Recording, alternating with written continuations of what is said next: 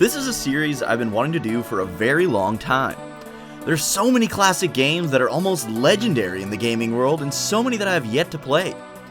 It's one thing if you love a game that you grew up playing and continue to play today, but how good are they really? What if you could play them again for the first time? Would they still hold up today? Are they merely legends of the past, never to be fully enjoyed by future generations? That's what this series is all about. I'm here to play these classics that so many people love. I'm here to find out if these games are so highly regarded mainly due to nostalgia, or if they're amazing even when played today for the first time ever. Welcome to a non-nostalgic look, where we take the classics you loved and look at them for the first time ever without any bit of nostalgia.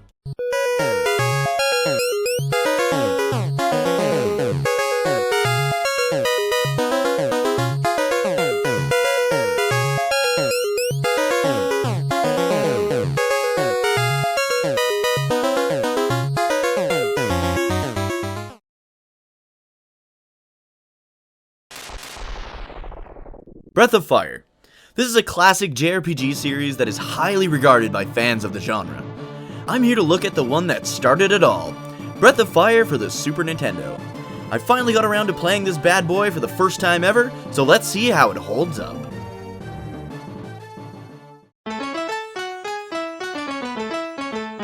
Breath of Fire is a very pleasing game to look at. For a Super Nintendo game that came out in 1993, which was one of the earlier games if I remember correctly, the world and characters are incredibly vibrant. Everything from the main character Ryu's bright blue hair to Gobi's shitty orange scales, the game just pops with all sorts of bright colors. There are a few times where the graphics do get a bit dull, but that's usually because they're supposed to. For example, in dungeons and broken down crime towns. A few places that shouldn't have been dull but are, however, would be the entire underwater parts of the map. The battle animations and spells all look fantastic as well. The music and sound effects in Breath of Fire are also top-notch for the time. That world map theme is so simple, but I never found myself getting tired of it. Same with the battle and boss fight music. My favorite track of the song is the one playing right now. It's this banging celebration tune that plays every once in a while, complete with dancing girls. Taking all this into consideration, I'm gonna give the game a 7 out of 10 in the graphics and sound department. This game had a lot more life breathed into it than a lot of other Super NES games, but on certain scenes like the Golem scene for example, they really chinsed out on the graphics.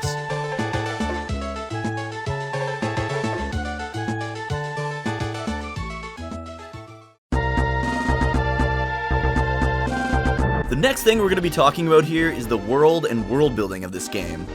In Breath of Fire there were a ton of towns, caves, towers, and dungeons. A lot of the towns would actually make reference to one another, which I thought was pretty damn cool. Some towns even relying on each other for stability.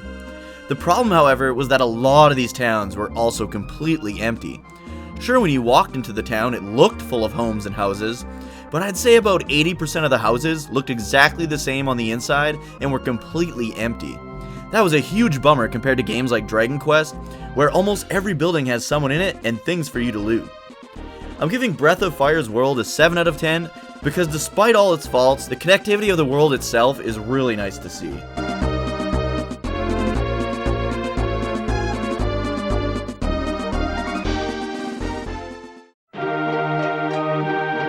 Now this is where Breath of Fire really suffered in my opinion. Not only do you barely get to know any of your characters, probably half of them are complete garbage. You do get a little bit of backstory on characters like Nina and Ox, but other than that, there's not much backstory to any of these characters. It's cool that this game lets you do different special abilities depending on who you have leading your party. Bo can hunt and walk through forests, Karn can fuse with other party members to turn into whatever the fuck this is. Gobi can turn into a giant fish for faster underwater travel. Ox, the Ox, can smash through walls and punch trees for fruit. Nina can turn into a giant bird and fly all around the map, and Mogu, the most useless character of them all, can dig holes. Because of these innovative features, I'll cut this game a little slack, but I'm still only giving it a 4 out of 10 for its characters.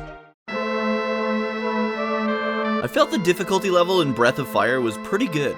Sometimes it would seem too easy, and then you get wasted by a boss, but most of the time I felt it was pretty well balanced. The dungeons were also very nicely designed, and because of the high encounter rate, they made them all nice and short. Other than one Omega Mazy dungeon, none of them got too tedious.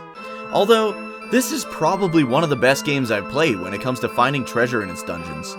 Like, you could easily play through the entire game without purchasing a single piece of equipment.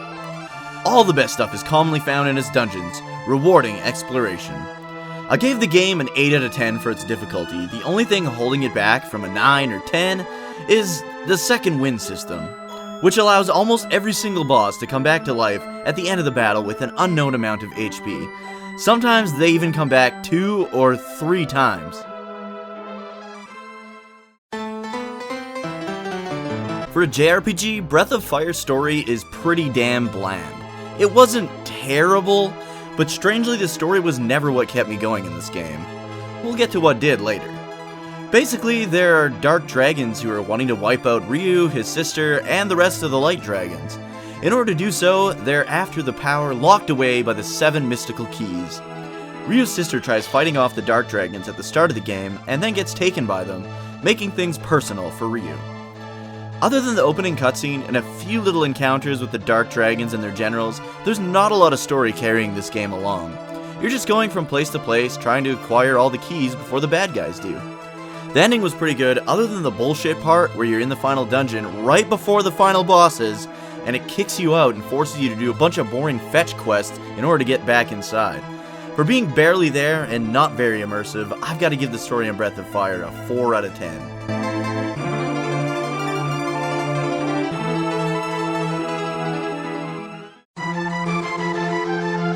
Now for the reason you play video games. The gameplay! I found Breath of Fire to have incredible gameplay.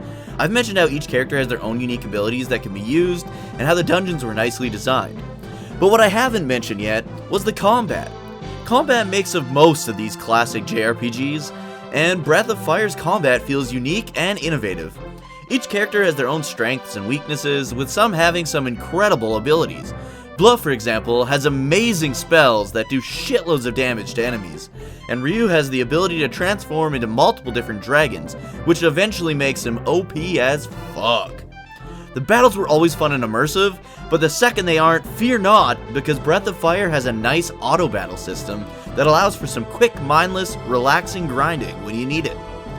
All these features, along with the fact that every character and enemy has its own visual health bar that shows up on the screen when they're taking damage, leads me to give this game a 9 out of 10 for its gameplay. It was the gameplay that really had me coming back for more. I was always wanting to face the next enemies and try out my newest abilities on them. And the dragon transformations themselves were amazing.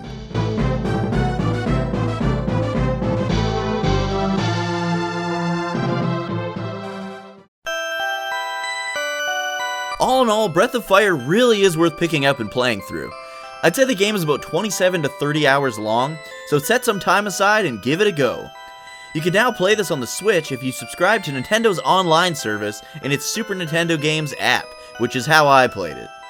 I give this great classic an overall score of 7 out of 10. It's not the best JRPG I ever played, not even the best on the Super NES, but for a brand new series just starting out near the beginning of the Super Nintendo's life, Breath of Fire truly is a lovable classic.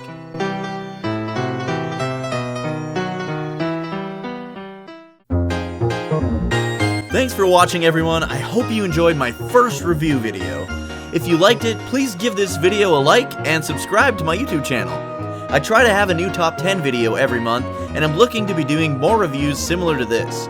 You can also come hang out live on Twitch pretty much every Tuesday, Thursday, and Sunday night on my channel at twitch.tv/Dookie03.